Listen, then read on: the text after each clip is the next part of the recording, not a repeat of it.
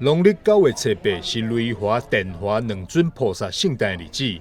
三平公祭宫伫声明圣诞这段期间，拢会举办一连串祝寿活动。伫初4、初5、初6这3天有礼道法会，初7有3大小花的暖寿活动。特别是庙方境带领信众献献贡品，虔诚敬拜。9月初8是我们雷华童子跟电华童子的圣诞。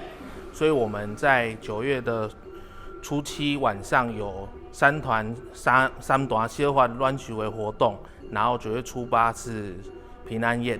那我们比较特殊的点就是三团小花，我们有所谓的献景的动作。那一般传统都是香花茶果，那我们庙从以前的传统比较特殊，就是我们会把善信带过来拜拜的贡品，每一样由十方善信做献进的动作。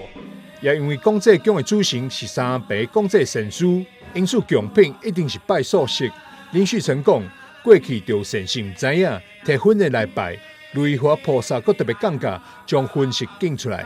我们的主神是三品广济禅师，他是属于禅宗的高僧出家人，所以我们庙内所有拜拜的贡品都要是素食的，不能是荤食的。所以曾经也有过，就是善信不知道。然后雷华童子降价去把它挑出来，然后跟大家讲说，我们庙里面就是要素食的贡品。初8是雷华菩萨、电华菩萨圣诞千手的日子，庙方欢迎四方的信众同工做伙来到公祭宫拜拜求平安，向雷华、电华两尊菩萨讲一声生日快乐。记者张秀维采访报道。